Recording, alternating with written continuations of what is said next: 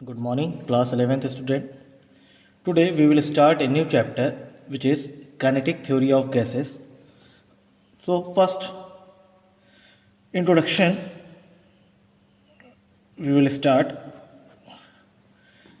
In 1803, John Dalton, scientist, discovered atoms. Okay, now what is atom? Matter is made of a small particle is called atom. और ये जो atom की discovery हुई थी ये science में बहुत ही ज़्यादा इम्पोर्टेंट थी। ये 1803 में जॉन डैंटल ने एटम की डिस्कवरी की थी। ठीक है, अब हुआ क्या कि 1873 में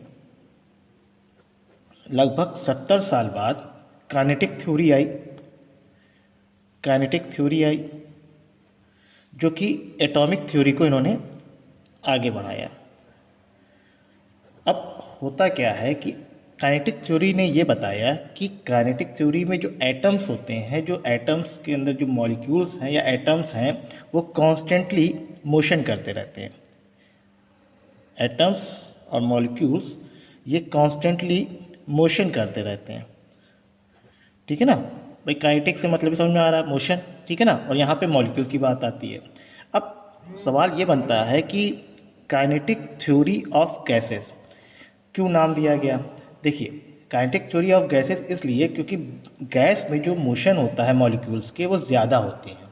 हालांकि सॉलिड और लिक्विड में भी होते हैं, लेकिन सॉलिड में जो मॉलिक्यूल्स होते हैं वो आपस में बहुत टाइटली बाउंड होते हैं, लिक्विड में भी बाउंड होते हैं, गैस में थोड़ा कम होते हैं। तो वो गैस में जो मॉलिक्यूल्स होते हैं वो इतना बाउंड नहीं होते, और हम लोग मान के चलते हैं एक एजम्पशन कि इंटर मॉलिकुलर फोर्स जो होते हैं मॉलिक्यूल्स के आपस में वो एब्सेंट होते हैं। तो गैस के अंदर जो मॉलिक्यूल्स के जो मोशन होते हैं वो ज़्यादा होते हैं, इसीलिए हम लोग काइनेटिक थ्योरी ऑफ गैसेस पढ़ते हैं। ठीक है ना, यहाँ पे हमको गैस की प्रॉपर्टी को बताया गया। और ये जो काइनेटिक थ्योरी ऑफ गैसेस दिया है वो दो साइंटिस्ट थे हमारे पास, मैक्सवेल और क्लॉसियस नाम के साइंटिस्ट ने काइनेटिक थ्योरी ऑफ गैस के बारे में बताया। अब जो गैस की जितनी भी प्रॉपर्टी होती है, चाहे वो एटम्स हो, मॉलिक्यूल्स, वो हमें पता है कि वो कॉन्स्टेंटली मोशन करती हैं। काइनेटिक थ्योरी ऑफ गैसेस में बताया गया है वो रेस्ट पे नहीं रहती। ठीक है ना, कॉन्स्टेंटली मोशन करती रहती हैं क्योंकि उनके जो मॉलिक्यूल्स होते हैं वो इंटर मॉलिकुलर फोर्स से बंधे नहीं होते, बाउंड नहीं होते। ये चीज़ आप नोट रखिए। यहाँ पे हम लोग काइनेटिक थ्योरी में ये चीज़ मान के चलते हैं कि जो गैस के मॉलिक्यूल्स होते हैं इंटर मॉलिकुलर फोर्स उसमें एब्सेंट होती है। ठीक है, अब ये एक एजम्पशन, पहला एजम्पशन हमको मान के चलना है।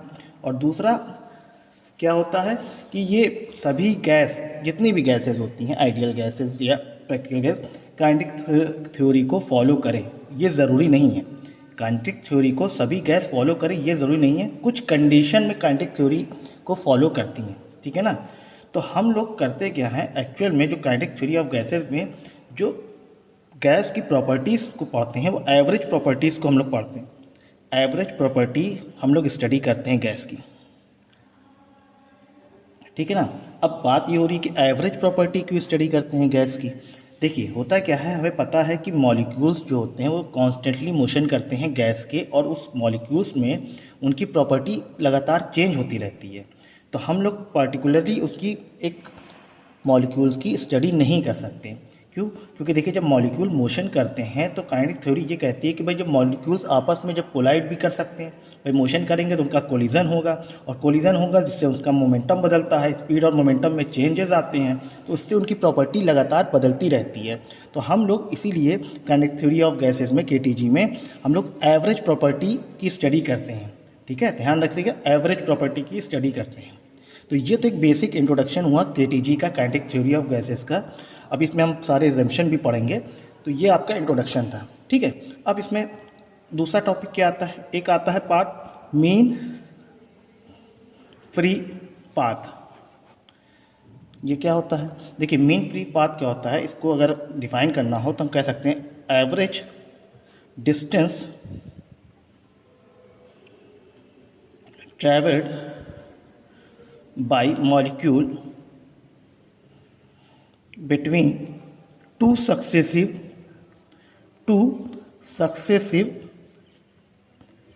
collision। इसका क्या मतलब है, देखिए मान लीजिए कोई मॉलिक्यूल्स, ये मॉलिक्यूल्स है, ये रैंडमली मोशन कर रहे हैं कॉन्स्टेंटली, ठीक है ना। अब ये मॉलिक्यूल्स मान लीजिए किसी दूसरे मॉलिक्यूल्स से टकराए, ठीक है, टकराए, कोलाइड किए, तो ये अब यहाँ है, फिर ये यहाँ आ गया, फिर ये टकराए, इसके पास आए, तो ये फिर इधर गया, समझ रहे हैं। तो इस तरह जो दो सक्सेसिव, मान लीजिए यहाँ पे इसका पाथ λ1 है, ये λ2 है, ये λ3 है, इस तरह से। तो हम देख रहे हैं जो दो सक्सेसिव कोलिजन के बीच का जो डिस्टेंस है, जैसे मान लीजिए यहाँ से यहाँ पे कोलिजन हुआ, फिर ये इधर आया, इधर से फिर यहाँ आया, तो ये जो कोलिजन के बीच के दो सक्सेसिव डिस्टेंस को हम लोग कहते हैं मीन फ्री पाथ। और देखिए एक्चुअल तो ये फ्री पाथ है, इसका मीन निकाल लेंगे, मान लीजिए λm is equal to λ1 plus λ2, मान लीजिए जितने भी पाथ हैं उनको नंबर ऑफ n से डिवाइड कर देंगे, इसका मीन निकाल लिया, तो मीन फ्री पाथ। ये एक्चुअल में λ1 λ2 या λ3 जितने भी ये सब पाथ होते हैं फ्री पाथ, इनका मीन निकाल देंगे तब। तो अगर कोई पूछता है कि मीन फ्री पाथ क्या होते हैं, तो average distance between two successive collision, दो कोलिजन मॉलिक्यूल के कोलिजन के बीच के जो पाथ होते हैं उनको हम लोग फ्री पाथ बोलते हैं, उनका एवरेज निकाल देंगे तो मीन फ्री पाथ आ जाता है, ठीक है। अब क्या आता है, एक और टर्म होता है एवरेज रिलैक्सेशन टाइम। ये क्या होता है भाई, देखिए एवरेज टाइम, इसकी डिफिनेशन अगर देखें तो average time period between two successive collision, two successive collision. इसका मतलब ये है, आप डेफिनेशन से ही समझ रहे होंगे कि दो जब मॉलिक्यूल्स में कोलिजन होता है, दो सक्सेसिव कोलिजन के बीच का जो टाइम होता है और उनका एवरेज, वो रिलैक्सेशन टाइम होता है। मान लीजिए ये कोलिजन के पाथ में ये कोलाइड किया, यहाँ से जितना टाइम लगा होगा दूसरे कोलिजन होने में, तो वो होता है आपका टाइम पीरियड। तो एवरेज टाइम रिलैक्सेशन टाइम जो होता है उसका फॉर्मूला ये होता है, उसका एवरेज ले लीजिए जितनी बार अपॉन n, ठीक है। तो ये एवरेज रिलैक्सेशन टाइम हो गया। तो देखिए काइनेटिक थ्योरी में हम लोग जो एक्चुअल में फिजिक्स में हम लोग माइक्रो फिजिक्स की स्टडी करते हैं, क्योंकि काइनेटिक थ्योरी में होता क्या है ना, गैस होते हैं, गैस के मॉलिक्यूल्स होते हैं, उनकी बहुत छोटे छोटे मॉलिक्यूल्स होते हैं, उनकी स्टडी करते हैं। ये हमारी माइक्रो फिजिक्स की कैटेगरी में आता है, ठीक है ना। और गैस की भी हम एवरेज प्रॉपर्टी को स्टडी करते हैं, ठीक है ना, इंडिविजुअल मॉलिक्यूल की स्टडी नहीं करते, एक एवरेज प्रॉपर्टी का स्टडी करते हैं। यही चीज़ अगर हम लोग अभी नेक्स्ट चैप्टर में थर्मोडायनेमिक्स पढ़ेंगे तो वहाँ पे हम लोग मैक्रो फिजिक्स पे स्टडी करते हैं। मैक्रो, देखिए मैक्रो और माइक्रो में डिफरेंस है।